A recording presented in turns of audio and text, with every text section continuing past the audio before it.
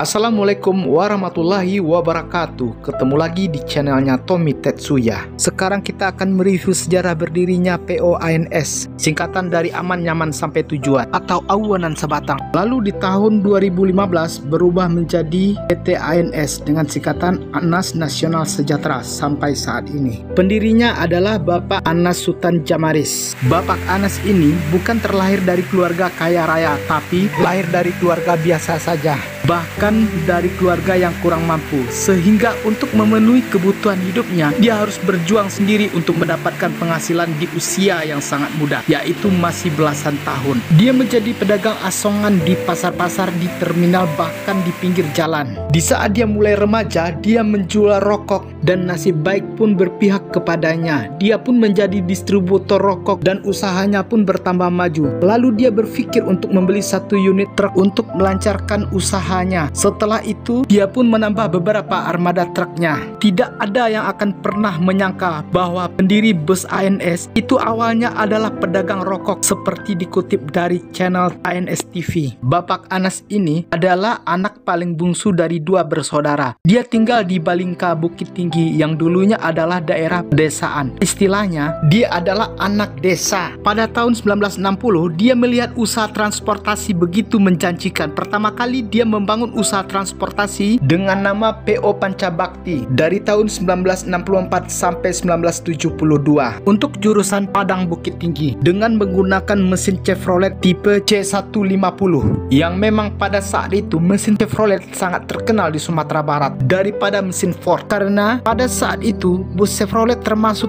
bus yang paling mewah di Sumatera Barat, apalagi klaksonnya yang sangat mendayu-dayu. Di tahun 1972 itu juga dia membuka trayek baru ke antar kota antar provinsi atau AKAP menggunakan mesin Mercedes-Benz dengan karoseri Morodadi Prima, dan namanya pun diganti dengan POANS, Aman Nyaman Sampai Tujuan. Di awal tahun 1980-an, POANS ini melayani penumpang dari Banda Aceh, Medan, Pekanbaru, Surabaya, Malang, bahkan sampai ke Denpasar, Bali yang berjarak sekitar 3.658 km dengan melakukan transit di Jakarta, yang saat itu memakan jarak waktu tempuh sekitar 2 mingguan dalam kondisi normal di rute terpanjang. Di tahun itu juga bus ANS menambah unit baru dengan memakai karoseri Morodadi Prima. Sasis dan mesin menggunakan Mercedes-Benz OH1113 layout pintu depan belakang dengan menggunakan mesin di depan. Bus ANS sampai sekarang masih menjadi salah satu favorit moda transportasi darat bagi sebagian besar warga perantauan Sumatera Barat. Apalagi bus ANS pada saat itu sudah dilengkapi TV tabung dan video, menambah kemewahan bus ANS walau saat itu tidak ada AC. Di tahun 90-an hingga 2000-an, bus ANS pada saat itu sudah menambah armada barunya. Bus tersebut sudah dilengkapi dengan AC, TV, toilet, hingga bangku yang lebih lega. Bahkan saya sendiri pernah merasakan naik bus ANS dengan reclining seat legress 21 dengan kelas super eksekutif. Dan menjelang Hari Raya Idul Fitri pada tahun 90-an sampai dengan 19 unit keberangkatan dalam sehari. Akan tetapi di saat krisis moneter tahun 98, suku cadang bus sangat mahal, membuat semua transportasi darat mengalami masa-masa sulit. Begitu juga dengan pengusaha bus ANS dan yang lainnya.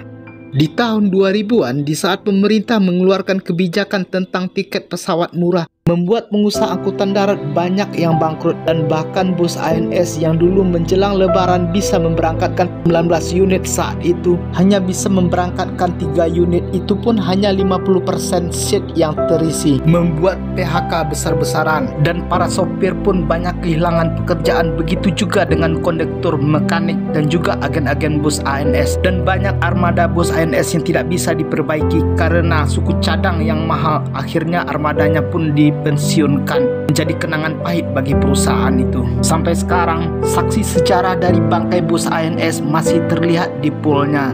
Di hari normal, biasanya bus ANS memberangkatkan armadanya 10 unit per hari, dan sekarang menjadi 1 unit per hari. Itu pun tidak setiap hari keberangkatan, membuat perusahaan bus ANS diambang kehancuran. Akan tetapi, bus ANS tetap bertahan dan terus berbenah. Bahkan untuk rute Padang Bukit Tinggi, POANS mengeluarkan armada engkel, bus kecil, mikrobus untuk mempertahankan rute Padang Bukit Tinggi walau akhirnya ditutup. Di tahun 2015, nama PO ANS diganti menjadi PT ANS atau PT Anas Nasional Sejahtera, dikarenakan setiap usaha angkutan darat harus berbadan hukum atas nama Perseroan Terbatas atau PT, dan kepemilikannya pun sekarang dipegang oleh anaknya sendiri yang bernama William Anas, karena Bapak Anas sendiri memilih pensiun disebabkan oleh faktor usia dan kesehatan yang tidak memungkinkan. Pada tahun 2018, pemerintah mengeluarkan kebijakan baru tentang kenaikan tiket angkutan udara. Hal ini disambut baik oleh pengusaha angkutan darat dengan mempersiapkan unit armada yang baru, dan bus ANS pun merubah warna dari background putih menjadi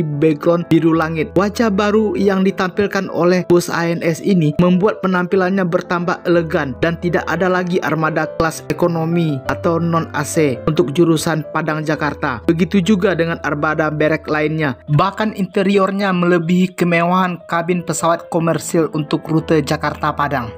Pada awal Desember 2019, ANS meliris armada baru sebanyak 8 unit keluaran Mercedes-Benz OH1526 dengan karoseri Morodadi Prima, tipe body Grand Turismo Double Glass seperti yang sudah kita kenal dari tahun 2016 yang lalu. Perbedaan dari kedua sasis ini yaitu ada di jenis sasis yang digunakan. Jika OH1526 masih menggunakan leather frame, sedangkan OH1626 memakai modular, sehingga ada space frame untuk membuat bagasinya tembus. Kemudian untuk suspensi yang digunakan juga berbeda. Sasis OH1526 masih menggunakan per daun atau soft suspension, sedangkan OH1626 menggunakan air suspension. Pada bulan Juni tahun 2020, bus ANS kembali mengeluarkan armada barunya sebanyak 3 unit dari karoseri Morodadi Prima dengan sasis Mercedes-Benz OH1626 tipe New Patriot. Dan pada bulan Desember di tahun yang sama,